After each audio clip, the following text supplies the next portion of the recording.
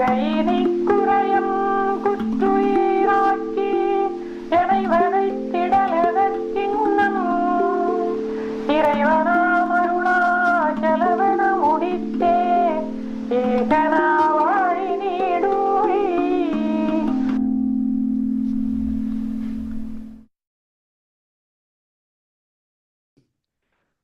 Om Namo Bhagavate Sri Arunachala Ramanaya.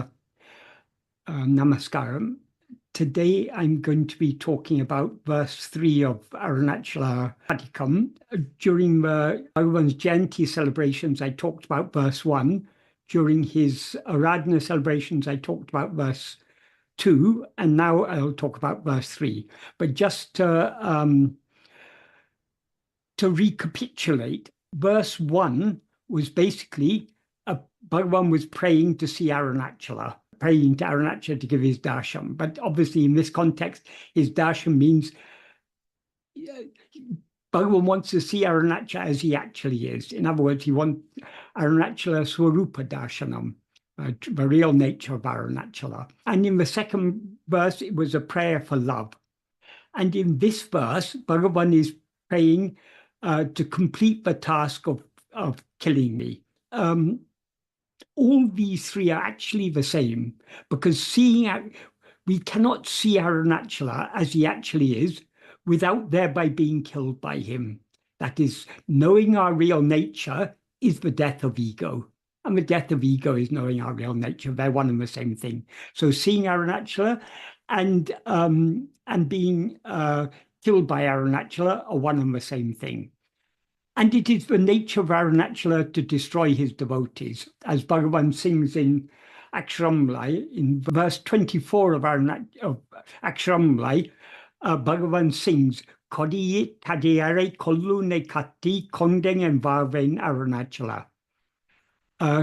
Kodiyitu means hoisting a flag.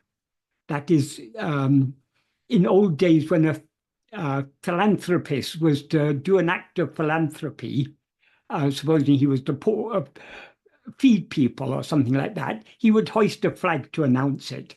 So Arunachala has hoisted a flag. And what does he hoisted a flag to announce? Adiyare kol. He will kill the devotees who come to him. So Kodiye tadiyare kollune katti. After embracing, Katti kondu means embracing. It can also mean marrying. After embracing you, who kill devotees, hoisting a flag. That implies embracing you, who have vowed to kill your devotees and have hoisted a flag to announce your intention to do so. Engan varvein Arunachala. How will I live? In other words, how can I continue to live after embracing you? So the very nature of Arunachala is to kill his devotees. And he has hoisted a flag to announce this. This is why Bhagavan, in the first verse of Aksharamlai, he begins, Arunachala mena ahame nene pava teve rarupai Arunachala. You eradicate the ego or the I of those who meditate on you in the heart as I, or that is, ahame both implies meditating on Arunachala as I and meditating on Arunachala in the heart. And both, it has two meanings. So the nature of Arunachala is to kill his devotees. So if we see Arunachala, we will thereby, if we see Arunachala as he actually is, we will thereby be killed by him. And in order to see him as he actually is, we must have all-consuming love for him, because we cannot see him until we are willing to surrender ourselves, to sacrifice ourselves completely. And in order to sacrifice ourselves completely, we require all-consuming love. So in order to give ourselves wholly to Arunachala, we need love. So the prayer in the first verse to see Arunachala, the prayer in the second verse for true love for Arunachala, and the prayer in this verse for Arunachala to complete the task of killing one. These are all ultimately pointing at the same thing. They're all one and the same thing. So just briefly, in the first verse, Bhagavan sang, if you who by your grace took charge of me are not gracious, giving me sight of you, what will be my state if I leave this body, having pined and suffered intensely in this dark and miserable world? Without seeing the sun will a lotus blossom. Likewise, being the son of the sun, O love called the great hill Aruna, where grace surges forth as a spring, gushing abundantly. The implication is, will my heart blossom without seeing you? So the blossoming of the heart and the killing of ego are one and the same thing. And that is not possible without seeing the son of Jnana, which is Arunachala. And then in the next verse, verse 2, he sings, Arunachala, the form of love, having taken charge of me, is it befitting for you to ruin me by not granting love of you to me, who do not have love in which one melts, softening like wax in fire, thinking of you in one's heart? Oh, happiness produced in love, or in other words, happiness born in love, oh, satiating ambrosia welling up in the heart of devotees. What to say? Your will is my will. That is happiness for me, O Lord of my soul. So those are the first two verses. And in this verse, the meaning of this verse, I'll just briefly say the meaning. Well, that is, if we take the bare meaning, by the rope of your grace, pulling me, who did not come close to an intention to think of you, the Lord, you stood to kill completely without an iota of love, of life. Without leaving an iota of life, that means. What wrong did I, poor wretch, do? What little obstacle now? Thoroughly tormenting ye in this way, making half alive is for what? Arunachala, who are God, fulfilling your intention, may you flourish as the one for all it. May you flourish as the one for all eternity. So I'll go through it now, sentence by sentence. And the first word of the verse is Ire. Ire means God in the sense of the one who is the supreme, who is preeminent, who is beyond everything, who transcends everything. So he says, Bhagavan sings, Ire Une. Une means you. Nineum, thinking of you. Enname. Enname means the thought or the idea or the intention to think of you. Nanna means not coming close, or not who did not come close. In other words, who did not who had no intention to think of you. That's the basic idea. So this is a relative clause. Nineum enname nanna. This is describing the next word, which is enne. Enne means me. So me, who did not even come close to having any intention to think of you, the you who are God, the Lord. So then he goes on to say, enne unudu arol kayatral, by the rope of your grace. Like the idea is like a lasso or something. If you tie someone up in a rope and drag them. So by the rope of your grace, kayatral means by it's an instrumental case. So it's by the rope of your grace. Etu means drawing, dragging, pulling, attracting, carrying away. Pulling me or attracting me by the rope of your grace, me who had no intention of thinking of you. And then he goes on to say, or the next three words can be interpreted in three ways. Ire, wir, indri. Ire, one meaning of ire is iota, something very very small, an atom, or it comes from a verb meaning to break off.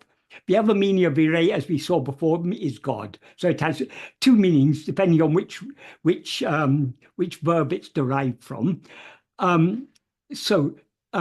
Wir means soul, and indri means without.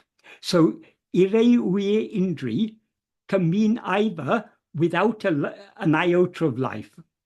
That implies without leaving an iota of life. In other words, killing me completely. That's what he's praying for. Another meaning is, if we take ire to mean God, then ire, wir, indri means without God and soul. That implies without leaving any distinction between God and soul. So long as we seem to exist as a separate entity, as an ego, there's a seeming distinction between us and Arunachala. But when he kills us completely, then that distinction is completely removed. So there are two meanings. Both meanings are very appropriate in this context. Then the next word is kondrida. Kondrida means to kill completely. Nindrai, you stood. You stood, the implication that is the literal meaning, kondrida nindrai, you stood to kill completely. But the implication is you stood determined to kill completely. Kill who? Kill me completely. Me, who had no thought, who had no intention of thinking of you. You stood determined to kill me. So the main clause of this verse is this ire, wir, indri, kondrida, nindrai, which can be taken in two senses. You stood determined to kill me without leaving even an iota of life, or you stood determined to kill me without leaving any distinction between God and soul.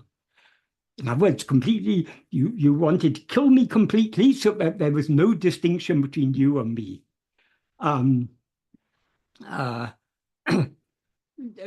Bhagavan sings in the second verse of Aksharamlai, Arahu Sundaram Bol, Ahamum Niyum Mutru Abhinavmai Irupom.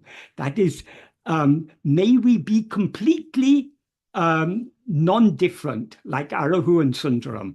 Arahu and Sundaram are names of Bhagavan's mother and father. They're also there. Arahu means beauty in Tamil. Sundaram means beauty in Sanskrit. So they're two words that mean the same. They refer to the same thing. So just like Arahu and Sundaram are completely non-different, it's also a tribute to his parents, to a love between his parents, because if there wasn't great love between them, how can they have given birth to such a divine child? So it's a beautiful tribute to his parents, and to what he's praying for is that complete.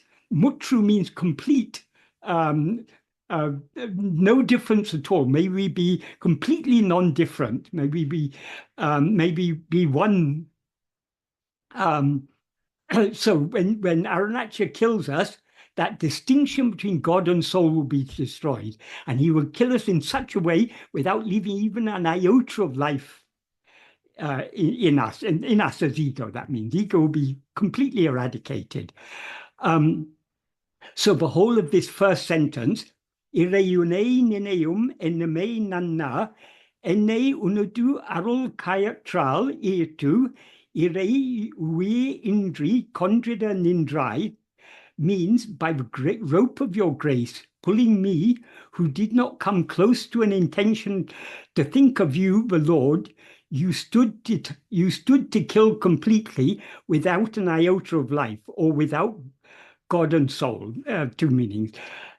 So the implication is, if we slightly expand it, by the rope of your grace, pulling, attracting, dragging, or carrying me away, me who did not come close or did not adhere to an intention to think of you, the Lord, you stood determined to kill me completely without leaving even an iota of life or without leaving any distinction between God and soul.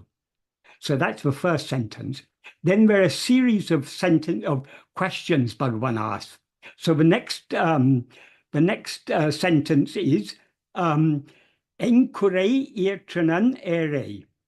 En means what? Kure is a word that has a range of meanings. It means deficiency, imperfection, want, fault, defect, flaw, dissatisfaction, grievance, wrong, or obstacle. Irchanan means is a past tense, first person form of the verb irtru, which means to do. So irchanan means I did. Ere means a fool, an ignorant fellow, a simpleton, a poor wretch, a helpless fellow. So Bhagavan is referring to him as ere, as a fool, an ignorant person, a simpleton, a poor wretch, a helpless person.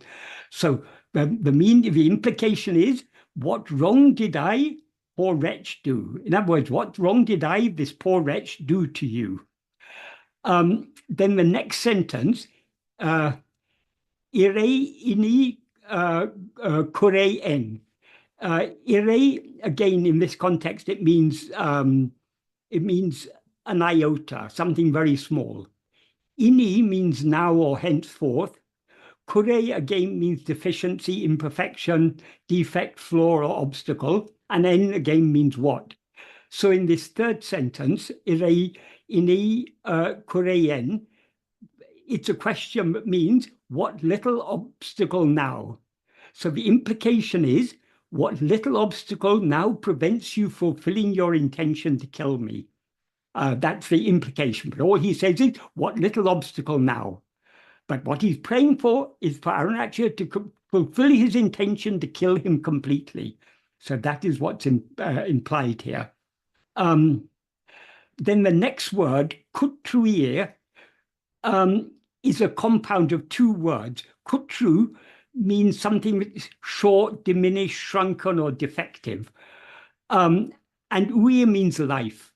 So kutruir is a compound word in Tamil, but means half alive, or half alive, half dead. That's the implication. So in other words, it implies being stranded between life and death, neither alive nor dead, stuck between the two. So kutri arki, making me half alive. Na means me. Veitidil means veitu means tormenting. Veitidil, idil is idu is often used as an auxiliary verb, but gives emphasis to what is to the verb that it's attached to. So it implies we can take it to mean thoroughly. So veitu means tormenting, thoroughly tormenting. So thoroughly tormenting me, making me half dead, half alive. Edaku, for what? Ingan means thus or in this manner. So this sentence, this fourth sentence, I think, yes, fourth sentence, kutruir arki ene veitidil edaku ingan. It's a question that means thoroughly tormenting me in this way, making half alive is for what? So that implies, for what reason or purpose are you thoroughly tormenting me in this way? Making me half alive, stranded between life and death. Then the final sentence, he begins by describing Arunachala as Irevanam Arunachala. Arunachala is obviously Arunachala. Am means who are. Irevan is another word in Tamil but means God. It actually it's derived in two ways. It's derived from ire, which, as I said earlier, means the chief, superior, or the transcendent one. So it's implying that implies the transcendent nature of God. Ire also, it's also derived from iru, which means to stay, abide, or pierce through. So the word irevan implies that God abides in all because he's omnipresent and all-pervading, and yet he transcends all because he's infinite and therefore unlimited by and independent of all things. In other words, what irevan implies is that God is both immanent and transcendent. So it's referring to that God as that which is both immanent, ever present, omnipresent, present in all places, and yet transcending everything. So Irevanam Arunachala is a beautiful description of Arunachala. Ennam, again, it's the same word that he used in the first sentence. It means thought or idea. In this context, it means intention. So what is the intention of Arunachala? As Bhagavan said in the first sentence, the intention of Arunachala is to kill him completely. So ennam mudite. Mudite means ending, concluding, accomplishing, or fulfilling. So ennam mudite means fulfilling your intention. What intention? The intention to kill me completely. Arunachala, who are God, fulfilling your intention, ekan are vari ni duri. Ekan is a Tamil personal noun formed from a Sanskrit word ekam, which means one. So ekan means the one. Here it implies but Arunachala, God, is the only one. But as it's said in the Chandogya Upanishad, he is ekam eva advaityam, one only without a second. So he is the only one. That's the implication. Means being or as, and vari is an optative derived from the verb var, which means to be, exist, flourish, prosper, or be happy. So vari means may you be, or may you flourish. Niduri means for long eons or all eternity. That is, again, it's a compound. Nidu means a long time, or permanent, or permanence or eternity. And uri means an eon, or a very long time, an age. So niduri implies for all eternity. So this final sentence, Irevanam Arunachala enam mudite ekana vari niduri, means Arunachala, who are God, fulfilling your intention, may you flourish as the one for all eternity. The implication is Arunachala, who are the all-pervading yet all-transcending God, fulfilling your intention to annihilate me completely, may you flourish as the only one, the one who alone exists for all eternity. So that is Bhagavan's prayer, but Arunachala should swallow him completely, and Arunachala alone should remain in all his eternal glory. So the whole verse is, by the rope of your grace, pulling or attracting me, who did not come close to an intention to think of you, the Lord, you stood determined to kill me completely, without leaving an iota of life and without leaving any distinction between God and soul. What wrong did I, this poor wretch, do to you? What little obstacle now prevents that what wrong did I do to you? It means, what wrong did I do, but you've decided to kill me? That's one way of taking it. But what wrong did I do, but you haven't yet killed me? That's more fitting with the bhava of the song. But we can take it can be taken either way, but more fitting with the bhava is, what wrong did I do? Why are you not completing? You have this intention to kill me. Why are you not complete? What wrong have I done that you're not completing your intention to kill me? What little obstacle now prevents you fulfilling your intention to kill me? For what reason are you thoroughly tormenting me in this way, making me half alive, stranded between life and death? Arunachala, who are the all-pervading yet all-transcending God, fulfilling your intention to annihilate me completely, may you flourish as the only one, the one who alone exists, the one without a second, for all eternity. So in this verse, like in so many other verses of Arunachala, Aksharamlai, and Patikam, Bhagavan is constantly praying for this complete destruction.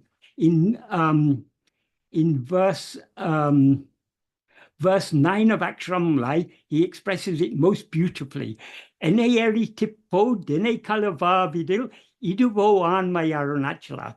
This verse, Bhagavan expresses that urgency with which he wants to be destroyed. Ene aritu means destroying me. Ipodu, now.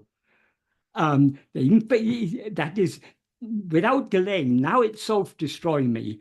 It's what Bhagavan is praying for. So, ene eri tippo, ene kalavavidil, iduvo anmai Arunachala. If you do not unite with me, destroying me now, is this your manliness? So that is, Bhagavan is expressing here that urgency with which he's praying to Arunachala to destroy him without delaying any longer. He doesn't want moksha at some time in the future. He wants to be destroyed here and now. So this theme of that Arunachala is there to destroy his devotees. In Maharshi's Gospel, it's recorded, but Bhagavan once said, your glory lies where you cease to exist. Your greatest glory lies where you cease to exist.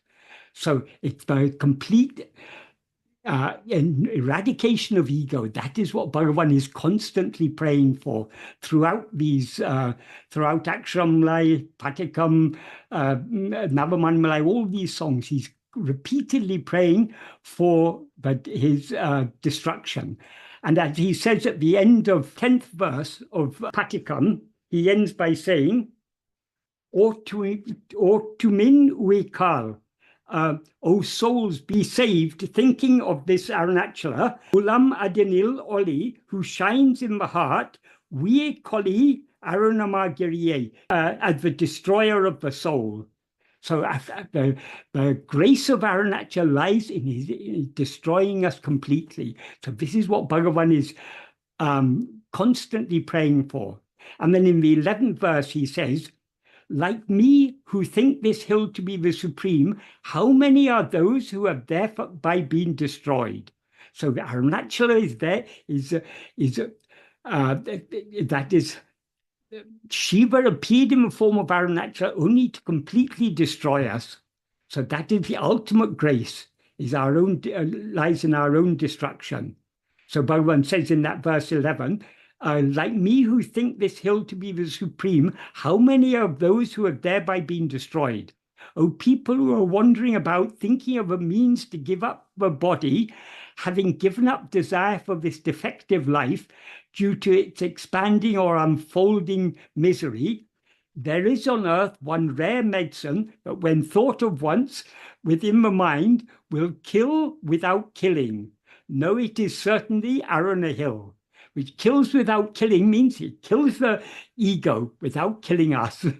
That is, we remain, but what is real in us remains. What is real in us is only Arunachala, who's ever shining in our heart as I am, who's ever dancing in the heart as Bhagavan puts it in verse 2 of Arunachala Patikam. Om Namo Bhagavate Sri Arunachala Ramanaya.